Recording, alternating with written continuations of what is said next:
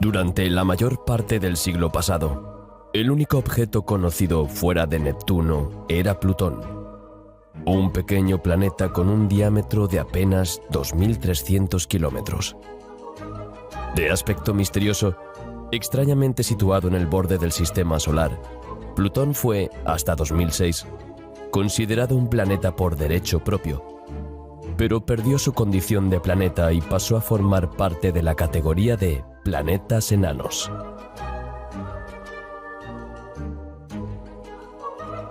Querido viajero, buenos días.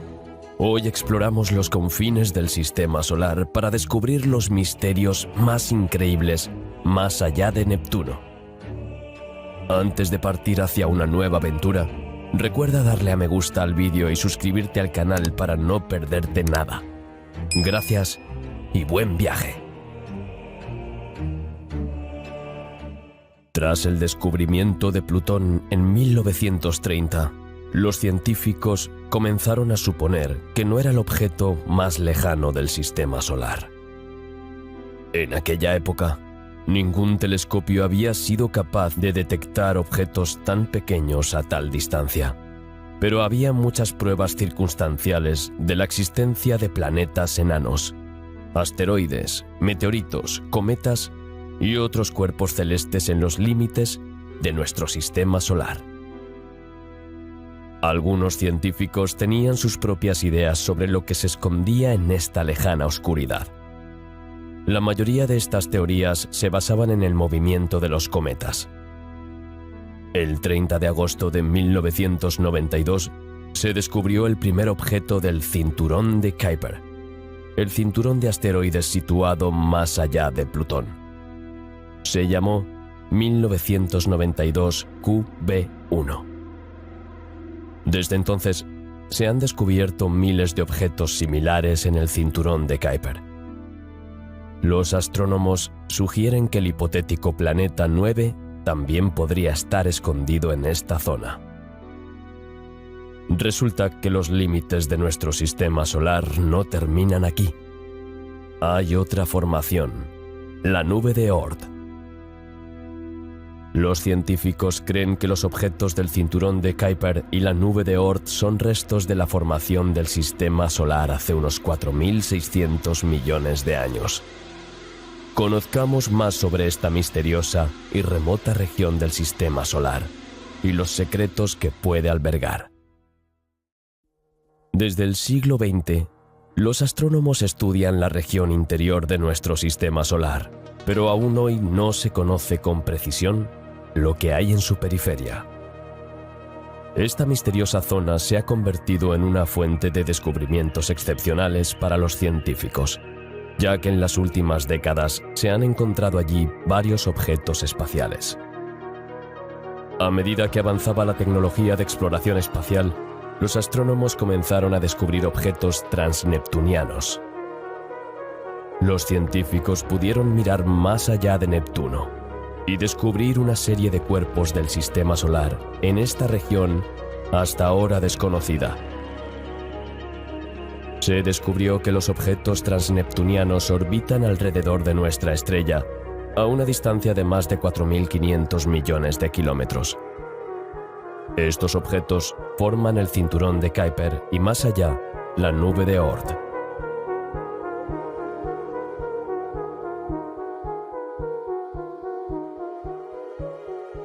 La existencia de objetos más allá de Neptuno fue propuesta por primera vez por el astrónomo Frederick Leonard en 1930. Según él, Plutón está lejos de ser el objeto más lejano del sistema solar. Y resultó que tenía razón. 13 años después, otro astrónomo, Kenneth Edgeworth, confirmó las palabras de Leonard con su hipótesis de que en el borde de nuestro sistema hay una nebulosa llena de pequeños cuerpos que nunca se fusionaron en un solo planeta. Hoy sabemos que el sistema solar está formado por el Sol y todo lo que orbita alrededor de él: los planetas y sus satélites, los planetas enanos, los asteroides, los objetos del cinturón de Kuiper y los cometas de la nube de Oort. Las dimensiones del sistema solar se definen en términos de la distancia del Sol a la Tierra, llamada unidad astronómica. Una unidad astronómica equivale a 150 millones de kilómetros. Uno de los objetos conocidos más lejanos que orbitan alrededor del Sol es el planeta enano Eris, descubierto en julio de 2005. Eris se encuentra a una distancia de unas 97 unidades astronómicas del Sol. Pero en el borde del sistema solar, a una distancia de 90 unidades astronómicas, hay otro planetoide llamado Sedna, cuya órbita más lejana será de unas 900 unidades astronómicas. Sin embargo, son los cometas de periodo largo los que recorren el camino más largo alrededor del Sol. Estos cometas tienen órbitas extremadamente excéntricas y pueden alcanzar distancias orbitales de 50.000 unidades astronómicas y más. Estos cometas proceden de la nube de Oort, una enorme región esférica compuesta por varios miles de millones de cometas. El cinturón de Kuiper se conoce a menudo como el borde del sistema solar. Este disco se extiende a una distancia de 30 a 50 unidades astronómicas del Sol. Su existencia fue confirmada fehacientemente no hace mucho tiempo. El cinturón de Kuiper debe su nombre al astrónomo Gerard Kuiper, que predijo su existencia en 1951. Esta hipótesis se viene desarrollando desde hace tiempo. Muchos astrónomos y astrofísicos han trabajado en ello, tratando de demostrar que el cinturón existe, o de refutarlo. La hipótesis pasó poco a poco a la categoría de teorías y no quedó plenamente demostrada hasta 1988, gracias a un trabajo de investigación del astrónomo Julio Ángel Fernández, a partir del cual varios científicos canadienses realizaron cálculos y confirmaron la existencia de un cinturón de cometas más allá de Neptuno. Fue Fernández quien bautizó este grupo como Cinturón de Kuiper en su artículo, y el nombre se impuso rápidamente. Las primeras imágenes de objetos en este cinturón aparecieron en 1992, cuando los astrónomos descubrieron una mancha rojiza a una distancia de 42 unidades astronómicas del Sol, el primer objeto registrado en el cinturón de Kuiper, también conocido como objeto transneptuniano. En la actualidad, se han descubierto más de 1000 objetos de este tipo, que superan los 200 kilómetros de tamaño, situados mucho más allá de las órbitas de Neptuno y Plutón. Según estimaciones modernas, en el cinturón de Kuiper hay hasta 35.000 objetos de más de 100 kilómetros de diámetro, y el número total de cuerpos, según los expertos, se estima en miles de millones. Como resultado, el cinturón de Kuiper tiene una masa total cientos de veces mayor que el cinturón de asteroides entre las órbitas de Marte y Júpiter. El cinturón de Kuiper es esencialmente similar al cinturón de asteroides entre Marte y Júpiter, pero es mucho más grande y masivo que este último. El cinturón de Kuiper se estudia activamente en la actualidad porque sus objetos podrían ser restos de las primeras fases de acreción del sistema solar, es decir, más antiguos que todos los planetas. Los cometas de periodo corto también pueden nacer allí, del mismo modo que los cometas de periodo largo nacen en la nube de Oort. El cinturón de Kuiper contiene principalmente pequeños cuerpos sobrantes de la formación del sistema solar y varios planetas enanos, incluido Plutón, que fue degradado a esta categoría desde los planetas ordinarios en 2006. Se supone que la mayoría de los objetos del cinturón de Kuiper están compuestos de hielo con pequeñas impurezas de materia orgánica, es decir, cerca de material cometario. Además de los núcleos cometarios habituales en el cinturón de Kuiper, se han encontrado objetos con un marcado color rojo en su superficie. El color rojo se considera un signo de la presencia de moléculas que contienen carbono y oxígeno, compuestos orgánicos. ¿Podrían los cometas haber traído a la Tierra las materias primas para la vida? Los científicos creen que el cinturón de Kuiper no es eterno. El cinturón está formado por muchos objetos que chocan constantemente y se convierten en polvo. En unos cientos de millones de años, el cinturón de Kuiper será un recuerdo lejano. El término planeta enano se acuñó oficialmente en 2006, cuando se descubrieron planetas del tamaño de Plutón y mayores fuera de la órbita de Neptuno. Desde entonces, muchos cuerpos del sistema solar han sido llamados planetas enanos. El concepto ha sido objeto de gran controversia, especialmente en lo que respecta al estatus y la naturaleza de Plutón. Los planetas enanos reconocidos actualmente por la Unión Astronómica Internacional son Plutón, Eris, Makemake, Haumea y Ceres, este último situado en el cinturón de asteroides entre Marte y Júpiter. Estos cuerpos celestes se denominan planetas enanos porque orbitan alrededor del Sol con suficiente masa como para ser casi esféricos. Pero a diferencia de los planetas ordinarios, no pueden despejar su órbita de otros objetos. Para que un cuerpo sea esférico, debe tener suficiente masa para contrarrestar su propia gravedad. La presión interna forma entonces la capa superficial, proporcionando la plasticidad que rellena las elevaciones y depresiones. Esto no ocurre con los asteroides. Por lo general, estos planetas enanos están formados por capas de hielo alrededor de un núcleo rocoso. Orbitan en el cinturón de Kuiper, una región más allá de Neptuno que contiene miles de pequeños cuerpos helados pertenecientes a una familia de planetas enanos llamados plutoides. La Unión Astronómica Internacional ha determinado que de los objetos transneptunianos, solo los que tienen un diámetro de 838 kilómetros o más se convierten en enanos. En la actualidad, la Unión Astronómica Internacional reconoce la existencia de 5 planetas enanos, con unos 200 a la espera de ser confirmados, y el número total puede superar los 1000. Entre los posibles planetas enanos se encuentran Orcus, 2002 MS4, Quaoar, Gongon y Sedna. Plutón es el segundo planeta enano más grande del sistema solar después de Eris. Clasificado originalmente como el 9º planeta del sistema solar, actualmente se considera un planeta enano del cinturón de Kuiper. Como la mayoría de los objetos del cinturón de Kuiper, Plutón está compuesto principalmente por roca y hielo y es relativamente pequeño. 5 veces la masa de la Luna y 3 veces su volumen. La órbita de Plutón tiene una gran excentricidad e inclinación respecto al plano de la eclíptica.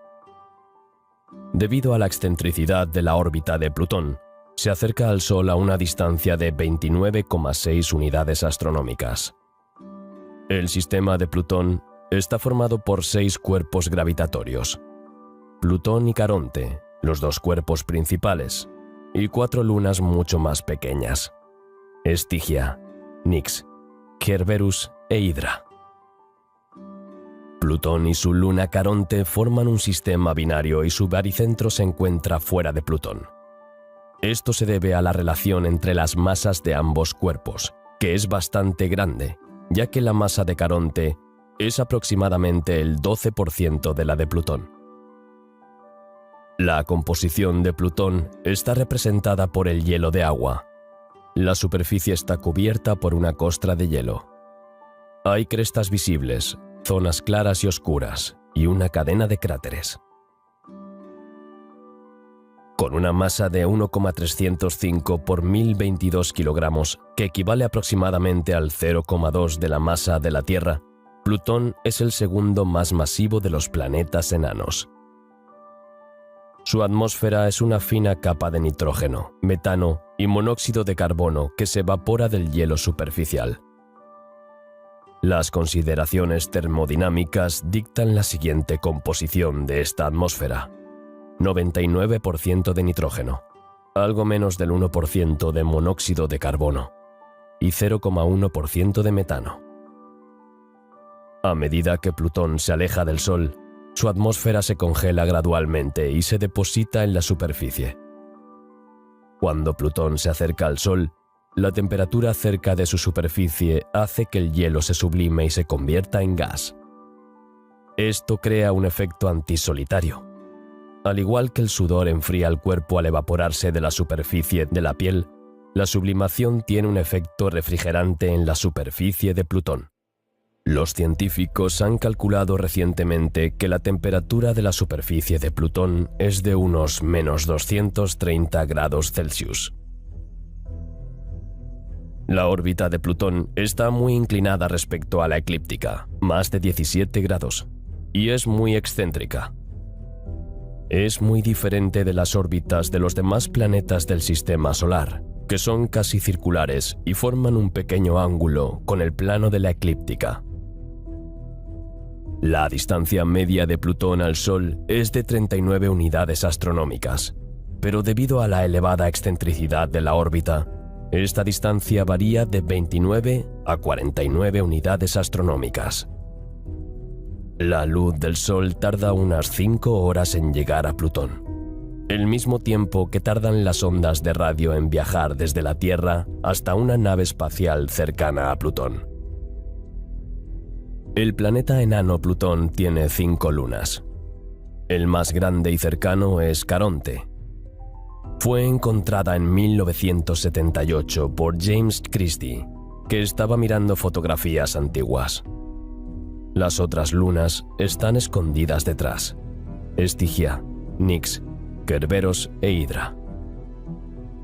Caronte, Estigia y Kerberos tienen masa para formar esferoides, pero Nix e Hydra parecen alargados. El sistema Plutón-Caronte es interesante porque su centro de masa está fuera del planeta. En 2007, se observaron cristales de agua e hidratos de amoníaco en Caronte. Esto sugiere que Plutón tiene criogeysers activos y un océano. Los satélites podrían haberse formado como resultado del impacto de Plutón y un gran cuerpo al principio del origen del Sistema Solar. A principios del siglo XX, los científicos buscaban el planeta X, ahora llamado Planeta 9, responsable de las irregularidades que aún existían en el movimiento de Urano. Así, el 13 de marzo de 1930, Plutón fue descubierto por el astrónomo estadounidense Clyde Tombaugh. Posteriormente, se comprobó que era demasiado pequeño para encajar en la teoría del noveno planeta, que afectaría a Urano. Las desviaciones de la órbita de Urano han recibido desde entonces una explicación diferente, a saber, que la masa de Neptuno se ha determinado erróneamente. Desde 1992 se han descubierto muchos objetos helados fuera de la órbita de Neptuno, como Quasar, Sedna y, sobre todo, Eris, que es un 27% más masivo que Plutón. Los astrónomos tienen claro que Plutón no es más que un objeto muy grande del cinturón de Kuiper. El 24 de agosto de 2006, los científicos de la Unión Astronómica Internacional retiraron a Plutón su condición de planeta, trasladándolo al grupo de los planetas enanos. No obstante, algunos científicos siguen creyendo que Plutón debería ser reclasificado como planeta. Situado más allá de la órbita de Plutón, Eris se considera el mayor planeta enano del Sistema Solar y el mayor objeto transneptuniano del cinturón de Kuiper. Es tan grande que algunos lo llaman el 10º planeta. El descubrimiento del planeta enano Eris, confirmado oficialmente en 2005, fue un momento importante, ya que es más grande que Plutón. Es la que impulsó la revisión de la definición del concepto de planeta. En el momento del descubrimiento, Los científicos pensaron que estaban ante el 10º planeta porque era un cuerpo del cinturón de Kuiper más grande que Plutón. Algunos estuvieron de acuerdo, pero hubo quienes empezaron a discutir sobre la naturaleza del objeto. En aquel momento, la propia definición no tenía criterios claros. La Unión Astronómica Internacional tuvo que intervenir en 2006 y presentar nuevos criterios de clasificación. Resultó que algunos objetos, incluido Plutón, no cumplían este último requisito. Por ello, propusieron una nueva categoría: los planetas enanos. El diámetro de Eris es de unos 2.400 kilómetros, es decir, un 6% mayor que el de Plutón. Su masa se determinó a partir de su luna, la diminuta Dysnomia, que tiene un periodo de revolución de 16 días. Eris orbita el Sol en 558 años. Su distancia máxima es de 97 unidades astronómicas y su distancia mínima es de 37. La órbita es extremadamente excéntrica, pero no se acerca a Neptuno, por lo que no está influenciada por el planeta. Eris es brillante y puede verse incluso con un telescopio pequeño. La presencia de desintegración radiactiva sugiere un posible océano interno en estado líquido. Se ha demostrado la presencia de hielo de metano, y la capa superficial puede parecerse a las muestras de Plutón. La temperatura de la superficie oscila entre -243 y -217 grados Celsius.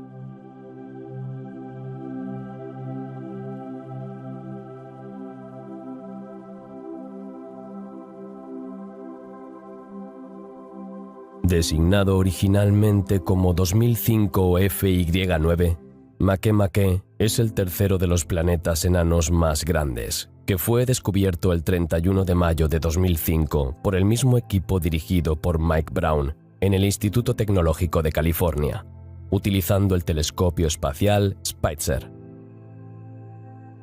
Este objeto transneptuniano sigue siendo un misterio. Los datos mostraron que el diámetro de Makemake es de 1.360 a 1.480 kilómetros. Su masa es de 4 por 1.021 kilogramos. Gracias a ello, ocupa la tercera posición en tamaño entre los objetos transneptunianos. El radio de Makemake es de 751 kilómetros en el ecuador y de 715 kilómetros en los polos. La excentricidad es de 0,159, por lo que Makemake se aproxima al Sol a una distancia de 5,76 mil millones de kilómetros y se aleja de él hasta alcanzar los 7,94 mil millones de kilómetros. Tarda 309 años en orbitar el Sol y 7,77 horas en girar su eje. La órbita de Makemake está situada lejos de Neptuno, por lo que este objeto está libre de la influencia de este gigante helado. La densidad media de 1,4 a 3,2 gramos por centímetro cúbico indica que el cuerpo celeste contiene un núcleo pétreo y una corteza de hielo. El hielo está representado por metano y etano congelados. Los telescopios Herschel y Galileo han demostrado que la capa superficial es muy brillante. El color del planeta enano Makemake parece rojo, lo que significa que tiene un alto nivel de tholins en la capa de hielo. Además, no tiene una atmósfera notable, pero el metano es capaz de asegurar una atmósfera de transición. De hecho, cuando un planeta enano se acerca al Sol, se produce la sublimación del nitrógeno y otros hielos, formando una fina capa atmosférica. Esto explicaría el agotamiento del nitrógeno.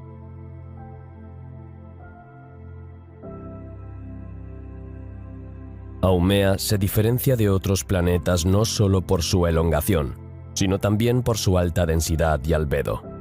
No tiene forma esférica, sino elipsoidal. Bautizada originalmente como 2003 EL6, Haumea tiene aproximadamente el mismo tamaño que Makemake, lo que la convierte en uno de los objetos transneptunianos más conocidos del cinturón de Kuiper. Es extremadamente difícil determinar los parámetros, la densidad y la masa de este planeta enano. Es un objeto brillante y grande, lo que permite calcular el albedo, pero debido a la rápida rotación, es difícil calcular su tamaño exacto. Debido a su alta reflectividad, es el tercer objeto más brillante del cinturón de Kuiper, después de Plutón y Makemake. Es tan brillante que a veces puede verse incluso con potentes telescopios de aficionado, aunque su masa es solo del 32% de la de Plutón. Las estimaciones dan un diámetro de 1.632 kilómetros, una masa de 4 por 1.021 kilogramos, es decir, un tercio de Plutón. La masividad de Haumea es suficiente para alcanzar el equilibrio hidrostático, es decir, para permitirle tener la forma de una esfera. El alargamiento de su forma se crea debido a la rápida rotación. La distancia mínima entre el Sol y Haumea es de 5.200 millones de kilómetros y la máxima de 7.700 millones.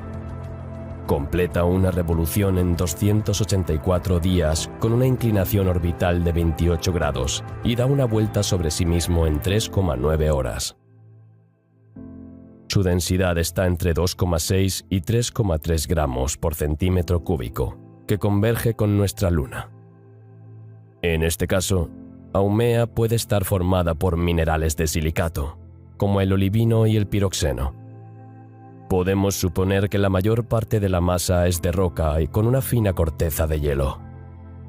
Es posible que el manto fuera mucho más grueso en el pasado, pero que haya sido desgastado por numerosos impactos.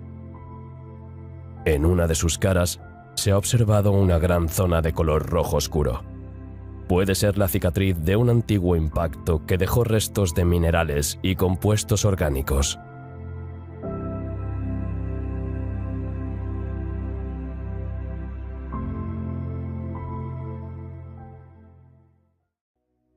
Los objetos transneptunianos son cuerpos celestes que orbitan alrededor del Sol en una órbita mayor que la de Neptuno. Todos se encuentran en el cinturón de Kuiper. Plutón fue el primer cuerpo descubierto en este cinturón en 1930.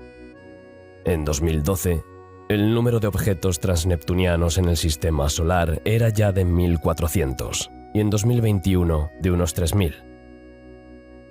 Los 9 más grandes tienen un diámetro de más de 800 kilómetros. Se trata de los planetas enanos Plutón, Eris, Makemake y Haumea, así como de los objetos Sedna, Quaoar, Orcus, Salacie, Varuna e Ixion, a los que aún no se les ha concedido el estatus oficial de planeta enano. A grandes rasgos, los objetos del cinturón de Kuiper se dividen en 3 categorías. En primer lugar, los objetos clásicos que tienen órbitas aproximadamente circulares con una ligera inclinación, no asociadas al movimiento de los planetas. Entre ellos se encuentran principalmente los planetas enanos más famosos, como Plutón, Eris, Haumea y Makemake. A continuación están los objetos resonantes que forman una resonancia orbital con Neptuno. Los objetos con una resonancia 2/3 se denominan plutinos, en honor a su representante más brillante, Plutón, lo que significa que realizan 2 órbitas alrededor del Sol, mientras que Neptuno hace 3. Entre ellos están Orcus e Ixion. Por último, los objetos dispersos que tienen una gran excentricidad orbital y pueden estar a varios cientos de unidades astronómicas del Sol en el afelio.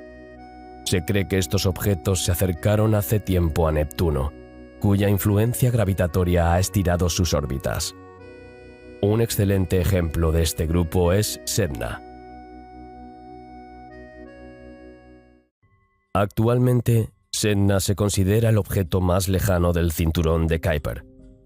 El tamaño y la distancia de Sedna al Sol no permiten a los científicos decir con precisión a qué clase pertenece este cuerpo cósmico, pero se plantean varias hipótesis. aunque los astrónomos ya conocen el color, la composición e incluso las características orbitales detalladas del planeta, a saber, el periodo orbital de Sedna es de 10.500 años y su diámetro es algo más de una cuarta parte del de Plutón. Su órbita es alargada, y en su punto más lejano se encuentra a 900 unidades astronómicas del Sol.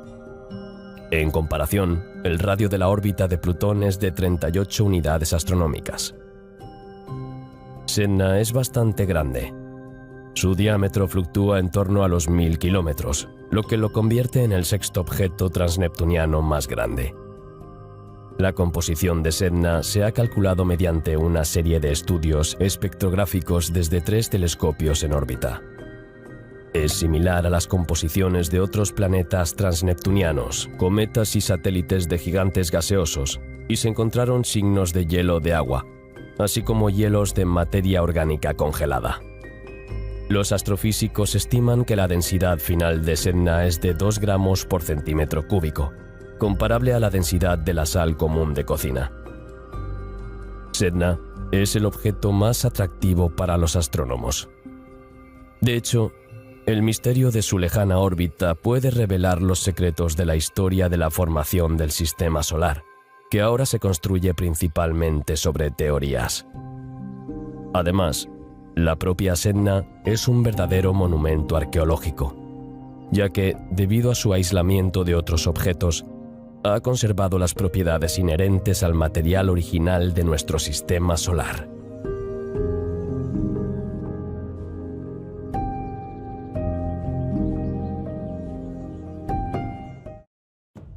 Quaoar es un cuerpo celeste descubierto en 2002 por los científicos del Observatorio Palomar de California y bautizado con el nombre de la deidad del pueblo indio Tonga. Su diámetro es de 1.260 kilómetros. Esto es aproximadamente 1/10 parte del diámetro de la Tierra, 1/3 del diámetro de la Luna y aproximadamente la mitad del diámetro de Plutón. Quaoar orbita a 42 unidades astronómicas del Sol, con un periodo de revolución de 288 años. Tiene una órbita casi circular y está moderadamente inclinada. Su ángulo con la eclíptica es de unos 8 grados. Quaoar está clasificado como un objeto transneptuniano clásico. La órbita, sin embargo, es inusual para los grandes objetos clásicos, que suelen seguir órbitas más excéntricas e inclinadas.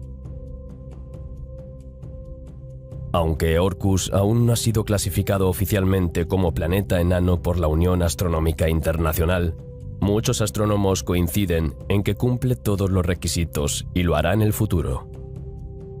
Descubierto en 2004, Orcus resultó ser un gran objeto transneptuniano con un diámetro de unos 958 kilómetros. Además, Orcus parece tener un albedo de entre el 21 y el 25%, lo que es típico de los objetos transneptunianos que se acercan a los 1.000 kilómetros de diámetro. En términos de masa, se estima que el sistema Orcus tiene 6,32 por 10-20 kilogramos, es decir, alrededor del 3,8 de la masa del planeta enano Eris. Al igual que el Plutón, Orcus tiene un periodo orbital muy largo, tardando 245 años en completar una sola rotación alrededor del Sol. También está en resonancia orbital 2/3 con Neptuno y se encuentra por encima de la eclíptica durante el perihelio. Además, su órbita tiene una inclinación y excentricidad similares a las de Plutón. Orcus orbita el Sol a una distancia de 30 unidades astronómicas en el perihelio y 48 unidades astronómicas en el afelio. Sin embargo, Plutón y Orcus tienen una orientación diferente. Por un lado, Orcus está en el afelio cuando Plutón está en el perihelio, y viceversa. Y el afelio de la órbita de Orcus apunta casi en la dirección opuesta a la de Plutón. Por ello, a menudo se denomina a Orcus el antiplutón. Salacia es un objeto transneptuniano en el cinturón de Kuiper, clasificado como un objeto independiente. Orbita alrededor del Sol en una órbita alargada a una distancia media ligeramente superior al semieje mayor de la órbita de Plutón. Cuando se descubrió el 22 de septiembre de 2004, el astrónomo Michael Brown calculó que Salacia es probablemente un planeta enano. Sin embargo, muchos astrónomos sostienen que objetos como Salacia, del orden de 400 a 1000 kilómetros de diámetro, con un albedo inferior a 0,2 y una densidad de 1,2 gramos por centímetro cúbico o menos, probablemente no sean planetas enanos. La mayoría de los astrónomos creen que Varuna tiene forma de pelota de rugby de unos 900 kilómetros de diámetro, aproximadamente una quinceava parte del diámetro de la Tierra, una cuarta parte del diámetro de la Luna o un tercio del tamaño de Plutón. Varuna tiene una órbita casi circular, orbitando a unas 43 unidades astronómicas del Sol y completando una revolución en 283 años. Tarda unas 3 horas en completar una rotación alrededor de su eje. Las órbitas de Varuna y Plutón tienen la misma inclinación y están orientadas de la misma manera. Varuna no está sujeto a perturbaciones significativas de Neptuno. Este objeto transneptuniano bien podría ser un planeta enano, aunque los astrónomos no lo han clasificado oficialmente como tal. Se descubrió el 22 de mayo de 2001 y lleva el nombre de Ixión, un personaje de la mitología griega.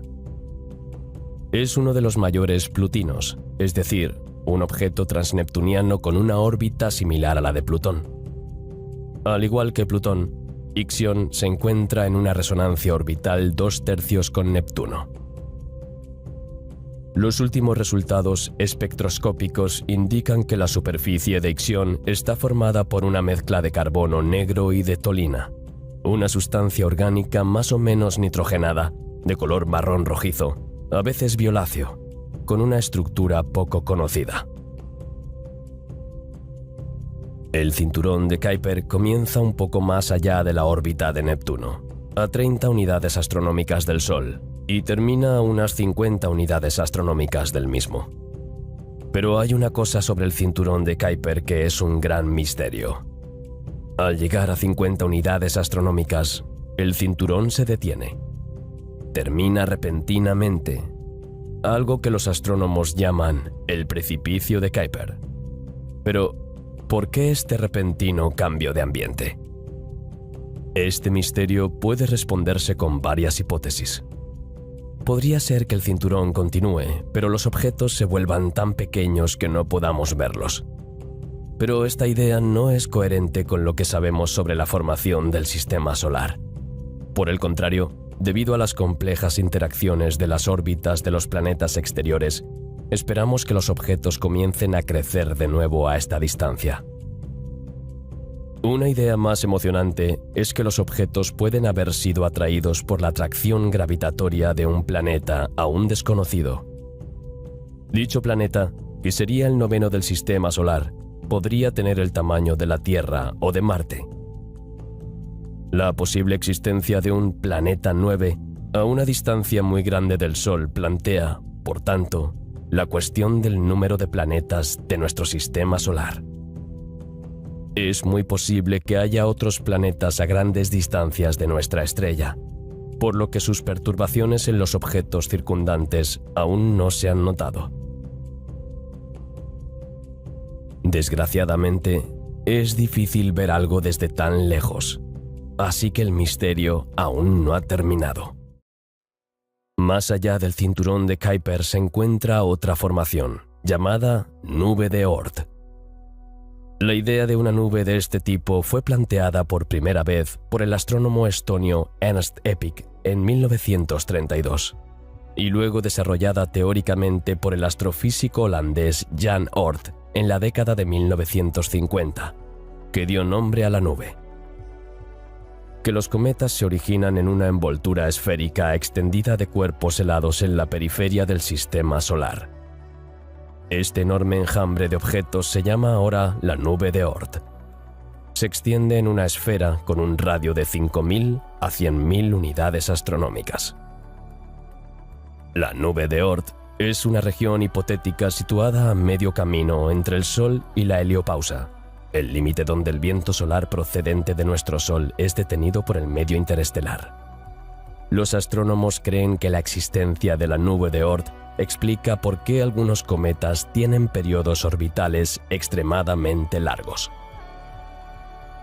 Un fragmento de polvo y hielo puede permanecer en la nube de Oort durante miles de años. Algunas estrellas cercanas pasan lo suficientemente cerca del sistema solar como para que su fuerza gravitatoria empuje un objeto fuera de la nube de Oort y lo ponga en órbita alrededor del Sol. La nube de Oort es el mayor misterio del sistema solar. Nunca lo hemos visto. Es una región hipotética en el espacio.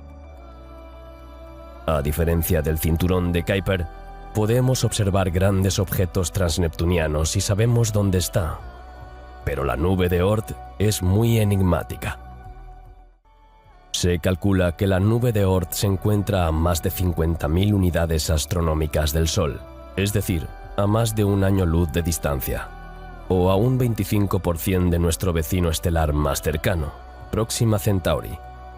Por lo tanto, la nube de Oort está muy lejos. Los bordes de la nube de Oort se encuentran aproximadamente en el límite del sistema solar, y a esta distancia, los miles de millones de objetos de la nube de Oort están muy poco ligados gravitatoriamente al Sol. Por lo tanto, pueden estar fuertemente influenciados por el paso de otras estrellas cercanas. Se cree que la perturbación de la nube de Oort puede provocar la caída periódica de cuerpos helados hacia el interior, creando cometas de largo periodo, como el cometa Halley. De hecho, esta es la única razón por la que los astrónomos creen que la nube de Oort existe, ya que es la fuente de cometas helados de largo periodo que tienen órbitas muy excéntricas que emanan de regiones fuera del plano de la eclíptica. Esto también sugiere que la nube rodea el sistema solar y no se limita a un cinturón alrededor de la eclíptica. Así que la nube de Oort parece estar ahí fuera, pero no podemos observarla directamente. Al estar tan lejos, con tan poca luz, simplemente no tenemos la tecnología para verlo. Esto significa que, por el momento, no tenemos forma de demostrar que existe, o si lo hace, de qué tamaño es. Este es el mayor misterio de los confines de nuestro sistema solar.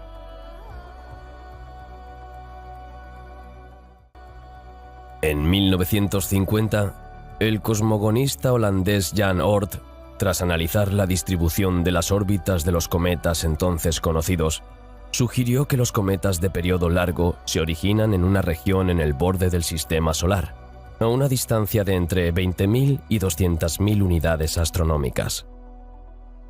Aunque Oort asumió originalmente en 1950 que estos cuerpos eran el resultado de la explosión de un hipotético planeta, en 1951 su hipótesis había cambiado para reflejar los hallazgos modernos.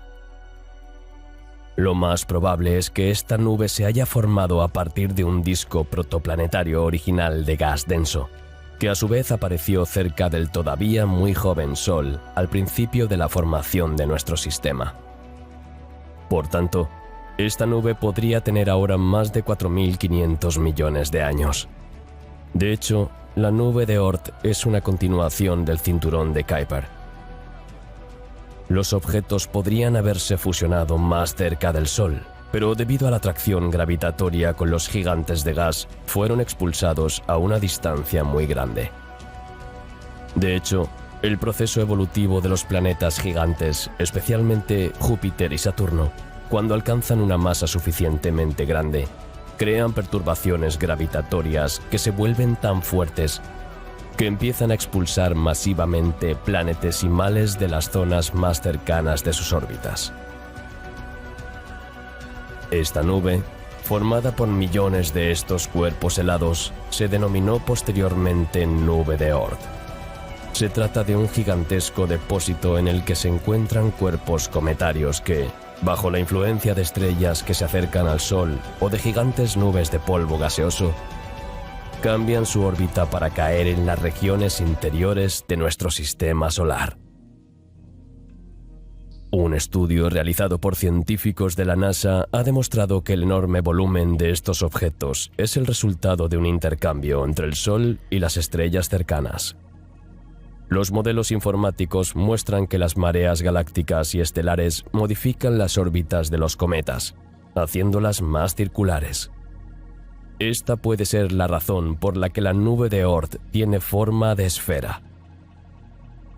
Las simulaciones también confirman que la creación de la nube exterior es coherente con la idea de que el Sol se originó en un cúmulo de 200 a 400 estrellas. La composición de la nube de Oort consta de dos partes. Una nube exterior esférica, de 20.000 a 50.000 unidades astronómicas, y una nube interior en forma de disco, de 2.000 a 20.000 unidades astronómicas. El exterior está habitado por billones de cuerpos helados de 1 kilómetro de diámetro y miles de millones de 20 kilómetros. No hay información sobre el peso total, pero si el cometa Halley es un cuerpo típico, los cálculos conducen a una cifra de 3 por 10 a la 25 kilogramos, equivalente a la masa de 5 tierras. A veces, el paso de las estrellas perturba la órbita de uno de los cuerpos, haciendo que se desplace por el sistema solar interior como un cometa de largo periodo. Estos cometas tienen una órbita muy amplia y alargada y normalmente solo se observan una vez. Un ejemplo de cometa de largo periodo es el Halley y el Swift-Tuttle. La mayoría de los cometas están llenos de agua, etano, amoníaco, metano, cianuro de hidrógeno y monóxido de carbono. El 1 al 2% puede consistir en objetos asteroidales. En cambio, los cometas de periodo corto, con un periodo orbital inferior a 200 años, se mueven en el plano de los planetas y llegan a nosotros desde el cinturón de Kuiper. Se cree que la nube de Oort tiene la mayor densidad en el plano de la eclíptica, ya que aproximadamente una sexta parte de todos los objetos de la nube de Oort se encuentran aquí. La temperatura aquí no supera los menos 269 grados centígrados, lo que se aproxima al cero absoluto. El espacio detrás de la nube de Oort ya no pertenece al sistema solar. En el pasado, los cometas se consideraban estrellas con cola. Los cometas pueden ser visibles durante semanas en el cielo nocturno. Aristóteles pensaba que los cometas eran vapores brillantes en la atmósfera. El astrónomo danés Tycho Brahe se dio cuenta de que estos cuerpos celestes están más lejos que la Luna y provienen del espacio profundo. Edmund Halley descubrió que el cometa de 1682 tenía la misma órbita que los cometas de 1531 y 1607. Así que era el mismo objeto. Galileo predijo el regreso de este cometa en 1758. Los cometas se mueven alrededor del Sol en órbitas muy elípticas. Los periodos varían mucho, desde unos pocos años hasta varios miles de años. Lo más probable es que los cometas de largo periodo viajen desde la nube de Oort, situada en los límites exteriores del sistema solar, en la que circulan millones de núcleos cometarios. En general, los cometas orbitan alrededor del Sol en dos grupos distintos, en el cinturón de Kuiper y en la nube de Oort. La mayoría de los cometas con periodos orbitales inferiores a 500 años se originan en el cinturón de Kuiper.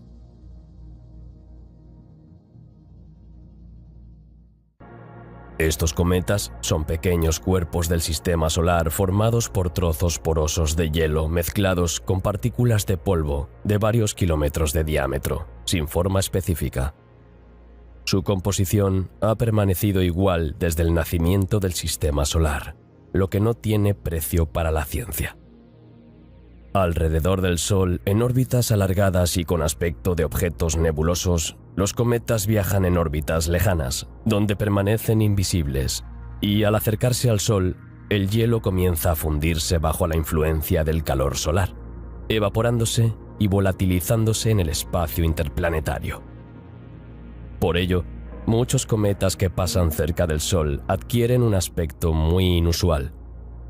El cometa desarrolla una cola de gas azulada y una cola de polvo amarillenta. La cola, aunque sea muy fina, puede ser espectacular. El polvo se extiende a lo largo de la órbita. Si un cometa entra en la atmósfera de la Tierra, se denomina meteorito. La mayoría de los cometas que aparecen periódicamente en las proximidades del Sol son objetos bastante débiles.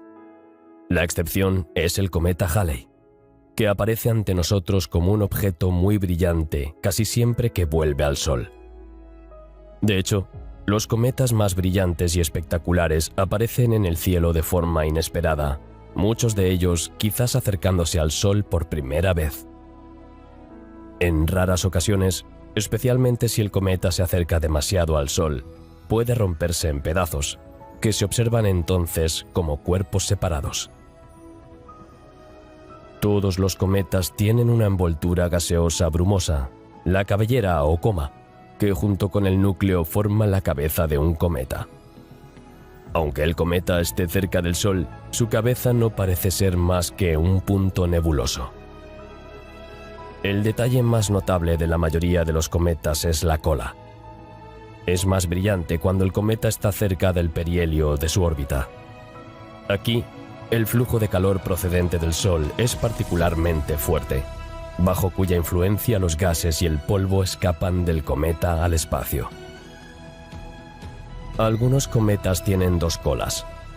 Una es curva, formada por partículas de polvo, y la otra es recta, gaseosa y alargada exactamente en dirección contraria al Sol. La longitud de las colas de los cometas puede alcanzar decenas y cientos de millones de kilómetros, y se han observado cometas con colas que se extienden por casi la mitad del cielo. Se supone que el polvo que se pierde de los cometas al caer en el espacio interplanetario da lugar a los meteoroides, que más tarde, al colisionar con la atmósfera terrestre a gran velocidad, acaban convirtiéndose en meteoritos. Las partículas de polvo de las colas de los cometas también forman nubes de polvo interplanetarias que, al dispersar los rayos solares, dan lugar a un fenómeno llamado luz zodiacal. El núcleo de un cometa es a veces visible dentro de su envoltura, como un objeto brillante con forma de estrella en el que no es posible distinguir detalles, ni siquiera con los mayores telescopios. Los núcleos de los cometas han sido estudiados en detalle por las naves espaciales que se han acercado a ellos. En 2005, la nave Deep Impact de la NASA colisionó con el cometa Tempel 1 y envió imágenes de su superficie. Las masas de los cometas son muy pequeñas, unas 1.000 millones de veces menores que la masa de nuestra Tierra, y la densidad del material en sus colas es casi nula. Por ello, no afectan a los planetas del sistema solar. El más famoso es el cometa Halley, que regresa al Sol cada 76 años. La última vez que se acercó al Sol fue en 1986. La historia registra el miedo de nuestros antepasados a estos vagabundos celestiales, y muy a menudo se encuentran en las antiguas crónicas referencias a la aparición de cometas brillantes en el cielo, y la conexión de estos fenómenos con incidentes terrestres, como incendios, guerras e incluso la muerte de personas. Pero la colisión de un gran cometa con un planeta puede tener consecuencias dramáticas para los ecosistemas de su superficie. Un ejemplo bueno y bastante estudiado de este tipo de colisión fue el choque de los restos del cometa Shoemaker-Levy 9 con Júpiter. En julio de 1994, fragmentos de este cometa bombardearon la densa atmósfera de Júpiter a velocidades de hasta 210.000 km/h. Al impactar, la increíble energía cinética de los fragmentos se liberó en potentes explosiones, algunas de las cuales se convirtieron en bolas de fuego más grandes que la Tierra. Como ejercicio de entrenamiento en caso de que un asteroide amenace alguna vez con chocar con la Tierra, La sonda DART de la NASA colisionó frontalmente con el asteroide Dimorphos el 27 de septiembre de 2022. El impacto fue suficiente para empujar el asteroide a una órbita ligeramente más cercana a su roca espacial compañera. Esta exitosa misión fue la primera para la NASA en el marco de un programa de defensa planetaria para desarrollar soluciones para desviar asteroides en caso de que amenacen la Tierra. No es del todo correcto hablar de los límites del sistema solar en nuestro sentido geográfico terrestre. En el espacio, todos los límites son condicionales, determinados por una gran cantidad de datos registrados por los instrumentos. Todo el mundo sabe que el Sol es una fuente de luz y calor, pero además, el Sol emite constantemente una enorme corriente de plasma. Esto se llama el viento solar. Para responder a la pregunta de dónde termina exactamente el sistema solar, hay que entender dónde vuela el viento solar y dónde deja de dominar la gravedad solar. La corriente de partículas viaja a una velocidad de aproximadamente 1,5 millones de kilómetros por hora, creando una especie de análogo a la atmósfera que existe en algunos planetas. Esta formación se denomina heliosfera. Así, la zona que está bajo la influencia constante del viento solar se llama heliosfera. El límite de la heliosfera, llamado heliopausa, se encuentra a una distancia de unas 100 unidades astronómicas del Sol. La cuestión de dónde termina exactamente el sistema solar y dónde empieza el espacio interestelar no tiene una respuesta clara en la actualidad. A la hora de determinar los límites condicionales del sistema solar, es necesario tener en cuenta dos factores principales: la distancia a la que termina la acción del viento solar y la distancia a la que se extiende la gravedad de la estrella. A una distancia de 60 a 70 unidades astronómicas del Sol, el viento solar comienza a ralentizarse rápidamente debido a la interacción con el gas interestelar, y en la heliopausa, el flujo de plasma solar está completamente equilibrado por la presión del gas interestelar. Sin embargo, la gravedad del Sol domina a distancias mucho mayores. Algunos científicos creen que la esfera de Hill, que es una esfera dominada por la influencia gravitatoria del cuerpo, se extiende 125.000 unidades astronómicas para el Sol. Por lo tanto, es esta distancia la que puede llamarse borde completo del sistema solar. Las famosas naves estadounidenses Voyager 1 y Voyager 2 partieron de la Tierra en 1977 para estudiar los planetas gigantes. Cada nave espacial está equipada con instrumentos para medir los campos magnéticos y las partículas que atraviesa. Desde entonces, las dos sondas han trazado su camino hacia el espacio interestelar y, por tanto, hacia la heliosfera. Sin embargo, intentar comprender toda la heliosfera a partir de dos sondas, Voyager 1 y 2, es como intentar comprender el tiempo de todo el Océano Pacífico a partir de dos estaciones meteorológicas. Para estudiar mejor la heliosfera, las dos sondas colaboran con la Interstellar Frontier Explorer. Este último es un satélite del tamaño de una maleta de 80 kilos lanzado por la NASA en 2008. Desde entonces, orbita la Tierra equipado con telescopios que observan los límites exteriores de la heliosfera. El satélite IBEX capta y analiza una clase de partículas llamadas átomos energéticamente neutros, o ENA, que se cruzan en su camino.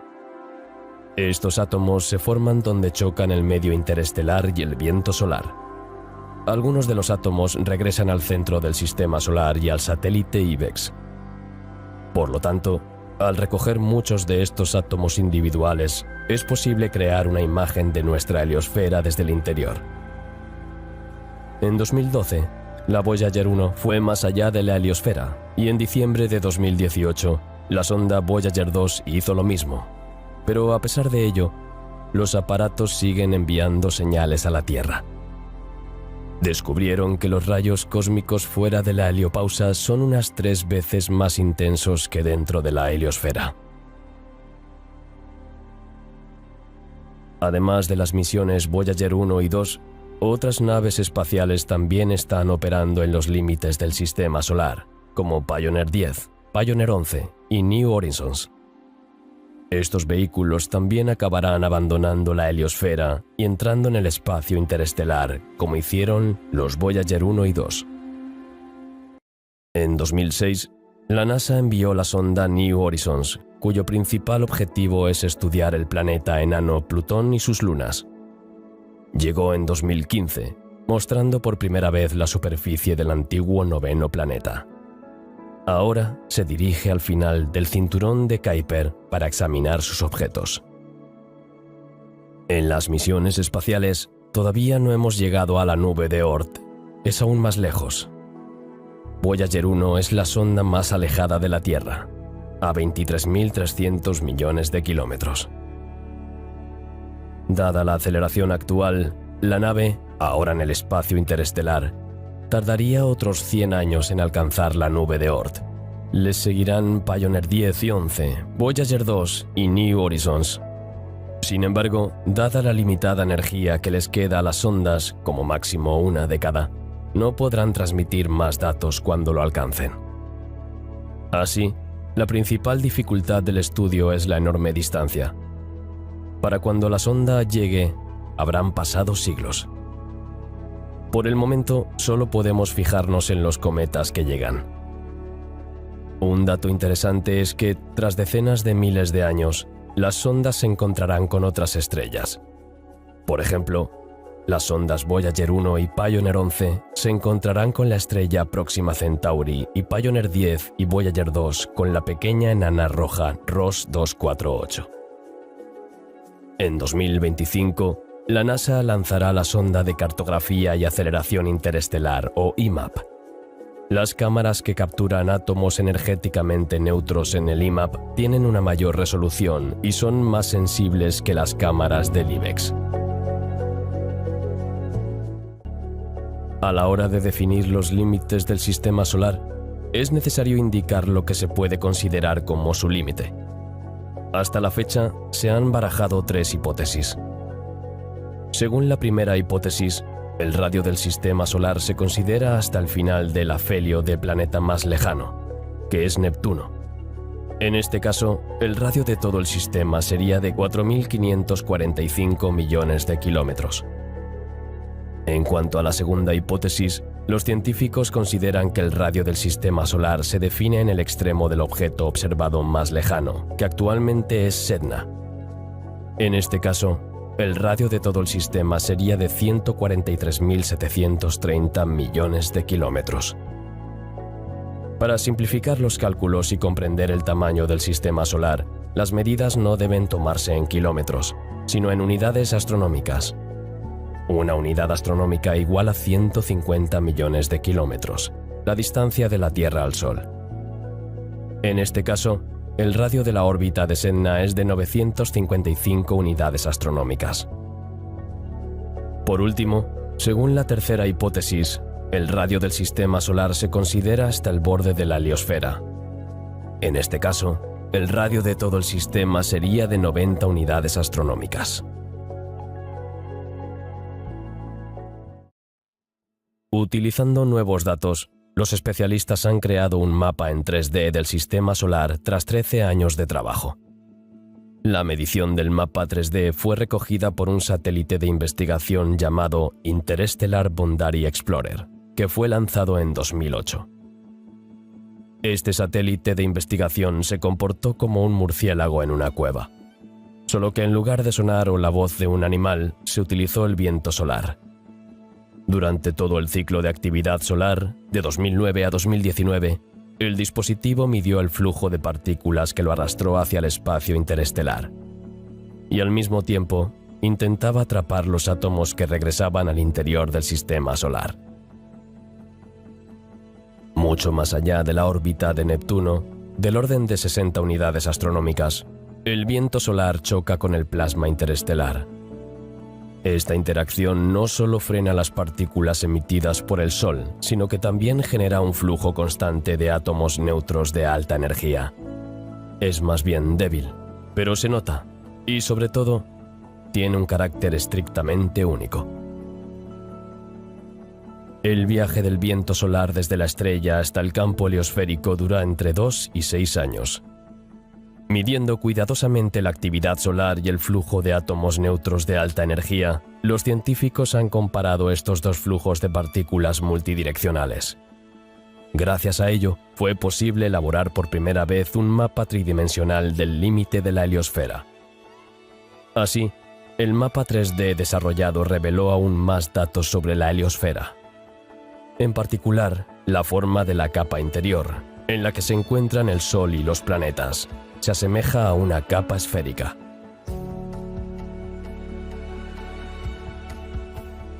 Así, el mapa 3D desarrollado reveló aún más datos sobre la heliosfera.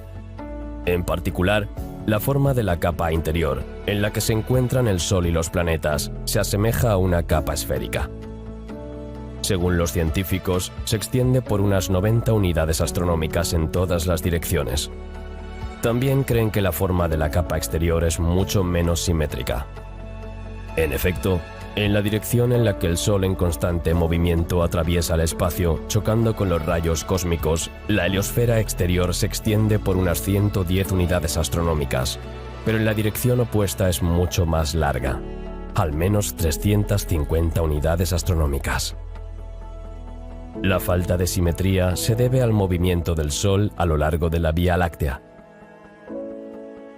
Según los científicos, hay mucho plasma o partículas cargadas en el medio interestelar, y la heliosfera interior, que es bastante redonda, es una barrera para este flujo de plasma a través de ella. Esto tiene el mismo efecto que el agua que fluye alrededor de una roca en un arroyo. Existe un debate sobre la forma exacta de la heliosfera. Sin embargo, los científicos coinciden en que tiene varias capas.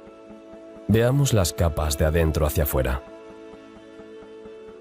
En primer lugar, está la capa llamada choque terminal, que es la capa más profunda de la heliosfera que rodea todos los planetas principales de nuestro sistema solar. Aquí, el viento solar procedente del Sol se dispersa a toda velocidad, a más de 1 millón de kilómetros por hora, a lo largo de miles de millones de kilómetros, desafiando a las partículas del medio interestelar de toda la galaxia. El límite exterior de esta capa principal se denomina límite de la onda de choque. Luego está el heliogap, que existe fuera del límite de la onda de choque. En esta capa, el viento solar se mueve más lentamente y se desvía cuando encuentra la presión del medio interestelar en el exterior. A continuación, la heliopausa, que marca el límite final de plasma entre el Sol y el resto de la galaxia. En esta capa, los campos magnéticos de los vientos solares e interestelares están presionados, y las presiones internas y externas están en equilibrio. Por último, está el heliogap exterior, que representa la región fuera de la heliopausa que sigue afectada por la presencia de la heliosfera. Para conocer mejor la heliosfera, la NASA tiene previsto lanzar una nueva misión en 2025, denominada Sonda de Cartografía y Aceleración Interestelar.